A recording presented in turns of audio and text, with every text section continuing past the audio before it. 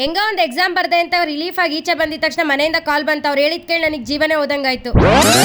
Hi hello ನಮಸ್ತೆ, welcome back to our mini blog. ನಾನು ನಿಮ್ಮ ರಂಜಿತಾ ಶಿವಾನಂದ್. ಬೆಳಗ್ಗೆ ಈಚೆ ಬಂದಿದ ತಕ್ಷಣ ವೆದರ್ ಅಂತೂ ಫುಲ್ ಕೂಲ್ ಆಗಿತ್ತು. ಫ್ರೆಶ್ ಅಪ್ ಆಗಿ ಬಂದೆ, ಎಕ್ಸಾಮ್ ಇದೆ ಓದ್ಕೊಳ್ಳೋಣ ಅಂತ ಹೇಳಿ. ಓದಕ್ಕೆ ಯಾಕೋ ಬೆಳಗ್ಗೆ ಮೂಡೇ ಬರ್ತಾ ಇಲ್ಲ, ಬಟ್ ಆಪ್ಷನ್ ಇಲ್ಲ, ಎಕ್ಸಾಮ್ ಇದೆ ಓದ್ಲೇಬೇಕು ಅಂತ ಹೇಳ್ಬಿಟ್ಟು ಕುತ್ಕೊಂಡು ಸ್ವಲ್ಪ ಹೊತ್ತು ಓದೆ. ಎಕ್ಸಾಮ್ ಟೈಮಲ್ಲಿ ನಾನೇನು ಅಡ್ಗೆನೆ ಮಾಡಲ್ಲ, ಮನೇಲಿದ್ರೆ ಇಲ್ಲಿರೋದ್ರಿಂದ ನಾನೇ ಅಡ್ಗೆ ಮಾಡ್ಕೊಂಡಿದ್ದಾಯ್ತು. ಅಷ್ಟೇ ಟೈಮ್ ಆಗಿತ್ತು, ರೆಡಿ ಆಗ್ಬಿಟ್ಟು ಕಾಲೇಜ್ ಹತ್ರ ಹೊರಟೆ. ರಜಾ ಇರೋದ್ರಿಂದ ಎಲ್ಲಾ ಮಕ್ಕಳು ಆಟ ಆಡ್ತಾ ಇದ್ರು.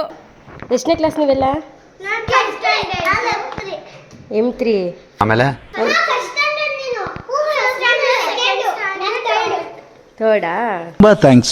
ಬಿಸ್ಲಲ್ಲಿ ಕಾಲೇಜ್ ಹತ್ರ ನಡ್ಕೊಂಡು ಹೋದೆ. ಏನಕ್ಕಪ್ಪ ಅಂತ ಹೇಳಿದ್ರೆ ಜ್ಞಾನಸಿರಿ ಕ್ಯಾಂಪಸ್ ಅಲ್ಲಿ ನಮ್ಗೆ ಎಕ್ಸಾಮ್ ಇರೋದು. ಅಲ್ಲಿಗೆ ಎಲ್ಲರ ಹತ್ರ ಪ್ರೈವೇಟ್ ವೆಹಿಕಲ್ ಇಲ್ಲ ಅಂತ ಹೇಳ್ಬಿಟ್ಟು ಬಸ್ ಮಾಡಿದ್ರು ಕಾಲೇಜ್ ಕಡೆಯಿಂದಾನೆ. ಜ್ಞಾನಸಿರಿ ಕ್ಯಾಂಪಸ್ ಎಂಟರ್ ಆಗಿದ ತಕ್ಷಣ ಸರಸ್ವತಿ ವಿಗ್ರಹ ಇಟ್ಟಿದ್ದಾರೆ, ತುಮಕೂರು ಯೂನಿವರ್ಸಿಟಿಲಿ ಇಟ್ಟ ಹಾಗೇನೆ. ರೂಮ್ ಅಲಾಟ್ಮೆಂಟ್ ತಿಳ್ಕೊಳಕ್ ಎಲ್ರು ಮುಗಿ ಬಿದ್ದಿದ್ರು. ಅದೇ ಗ್ಯಾಪ್ ಅಲ್ಲಿ ನಾನು ತಿಳ್ಕೊಂಡ್ ಬಂದೆ. ಅದನ್ನ ತಿಳ್ಕೊ ಬರೋದಿರ್ಲಿ, ನಮಗೆ ರೂಮ್ ಹುಡ್ಕೋದೆ ಹೆವಿ ಕಷ್ಟ ಆಗಿದ್ದು. ಲಿಫ್ಟ್ ಅಲ್ಲಿ ಬೇರೆ ಹೋಗಿದೀವಿ ರೂಮ್ ಹುಡ್ಕೋಕೆ, ಒಂದ್ ಅರ್ಧ ಗಂಟೆ ತಗೊಂಡಿದೀವಿ. ಫೈನಲಿ ಸಿಕ್ತು ನಮ್ಗೆ. ಹೊಸ ಕ್ಯಾಂಪಸ್ ಆಗಿರೋದ್ರಿಂದ ಲೆಕ್ಚರರ್ಸ್ಗೂ ಕರೆಕ್ಟ್ ಆಗಿ ಇನ್ನೂ ರೂಮ್ ಗೊತ್ತಿಲ್ಲ, ಎಲ್ಲೆಲ್ಲಿ ಯಾವ್ಯಾವ ರೂಮ್ ಇದೆ ಅಂತ ಹೇಳಿ. ಎಕ್ಸಾಮ್ ಬರ್ದು ಈಚೆ ಬಂದಿದ ತಕ್ಷಣ 3 ಕಾಲ್ಸ್ ಬಂದಿತ್ತು ಮನೆಯಿಂದ. ಏನ್ ಇಷ್ಟೊಂದು ಕಾಲ್ ಮಾಡಿದಾರೆ ಅಂತ ಕಾಲ್ ಬ್ಯಾಕ್ ಮಾಡಿದೆ. ಅಷ್ಟಲ್ಲಿ ಅಪ್ಪಾಜಿನ ಅಡ್ಮಿಟ್ ಮಾಡಿದೀವಿ ಅಂದ್ರೆ ನಂಗೆ ಫುಲ್ ಜೀವನೇ ಹೋದಂಗಾಯ್ತು. ಫುಲ್ ಭಯ ಕೂಡ ಆಗ್ತಿತ್ತು. ಫ್ರೆಂಡ್ ಕೂಡ ಸಮಾಧಾನ ಮಾಡ್ತಾ ಇದ್ಲಿ, ಏನು ಆಗಲ್ಲ ಸುಮ್ನೆ ಇರೋ ಅಂತ. ಅದೇ ಟೆನ್ಷನ್ ಅಲ್ಲಿ ಫ್ರೆಶ್ ಅಪ್ ಕೂಡ ಆಗಲ್ಲ. ಯೂನಿಫಾರ್ಮ್ ಮಾತ್ರ ಚೇಂಜ್ ಮಾಡ್ಕೊಂಡು BMTC ಬಸ್ ಅಲ್ಲಿ ಹೋದ್ರ ಆಗಲ್ಲ ಅಂತ ಹೇಳ್ಬಿಟ್ಟು ಆಟೋದಲ್ಲಿ ಹೊರಟೆ ಗೌರ್ಮೆಂಟ್ ಬಸ್ ಸ್ಟಾಪ್ಗೆ. ಬಸ್ ಸ್ಟಾಪ್ ಒಳಗೆ ಬಂದಿದ ತಕ್ಷಣ ಬಸ್ ಏನೋ ಇತ್ತು, ಟಿಕೆಟ್ ತಗೊಂಡ್ ಕೂತ್ಕೊಂಡೆ. ನಾನು ಅವ್ರನ್ನ ಕೇಳಲು ಇಲ್ಲ, ಫ್ಲೇವರ್ ಮೇಲೆ ಹೋಗ್ತಿದೆ ಅಂತ ಕೂತಿದ್ದೆ. ನೋಡಿದ್ರೆ ಇದು ಕೆಳಗಿನ ಹೋಯ್ತು. 8ನೇ ಮೈಲಿಲಂತೂ ಫುಲ್ ಜಾಮ್ ಆಗಿದ್ದೆ. ಗೊರಗುಂಟೆಪಾಳ್ಯ ರೀಚ್ ಆಗೋ ಅಷ್ಟಲ್ಲಿ ತುಂಬಾ ಟೈಮ್ ಆಗಿತ್ತು. ಈ ಕಡೆ ರೋಡ್ ಕ್ರಾಸ್ ಮಾಡಿದ ತಕ್ಷಣ ಅಕ್ಕ ಮನೆ ಕಡೆಗೆ ಹೋಗೋ ಬಸ್ ಕೂಡ ರೆಡಿ ಇತ್ತು. ಬತ್ತ ರೋಡಲ್ಲಿ ಆನ್ ದಿ ವೇ ಅಕ್ಕಂಗ್ ಕಾಲ್ ಮಾಡಿದೆ. ಅಷ್ಟಲ್ಲಿ ಬಾವಾಜಿ ಕೂಡ ಬಂದ್ ವೆಯ್ಟ್ ಮಾಡ್ತಾ ಇದ್ರು. ಅಲ್ಲಿಂದ ಡೈರೆಕ್ಟ್ ಹಾಸ್ಪಿಟಲ್ ಕರ್ಕೊಂಡು ಹೋದ್ರು ಬಾವಾಜಿ. ಅಪ್ಪಾಜಿ ನೋಡ್ ನನಗೆ ಜೀವ ಬಂದಂಗಾಯ್ತು. ಸ್ವಲ್ಪ ಟೆನ್ಷನ್ ಕೂಡ ಕಡಿಮೆ ಆಯ್ತು. ಬಾವಾಜಿ ನಾನು ಇರ್ತೀನಿ, ಊಟ ಮಾಡ್ಕೊಂಡ್ ಬರ್ರಿ ಅಂತ ಹೇಳಿದ್ರು. ಅದಕ್ಕೆ ನಾನು ಅಕ್ಕ ಮತ್ತೆ ಊಟಕ್ಕೆ ಹೊರಗಡೆ ಬಂದ್ವಿ. ಸ್ವಲ್ಪ ಹುಷಾರಿಲ್ಲ ಅಂತ ಅಕ್ಕಂಗ್ ಗೊತ್ತಿತ್ತು. ಅದಕ್ಕೆ ಆಯಿಲ್ ಫುಡ್ ತಿಂದ್ರೆ ಮತ್ತೆ ಜಾಸ್ತಿ ಆಗುತ್ತೆ ಅಂತ ಹೇಳ್ಬಿಟ್ಟು ಹೆಲ್ದಿ ಫುಡ್ ಗೆ ಕರ್ಕೊಂಡ್ ಬಂದಿದ್ರು. ಫುಲ್ ಹೆಲ್ದಿ ಆಗಿ ಟೇಸ್ಟಿ ಆಗಿತ್ತು. ನನಗೆ ಪನ್ನೀರ್ ಇಷ್ಟ ಅಂತ ಹೇಳ್ಬಿಟ್ಟು ಅದನ್ನೇ ಆರ್ಡರ್ ಮಾಡಿದ್ರು ಅಕ್ಕ.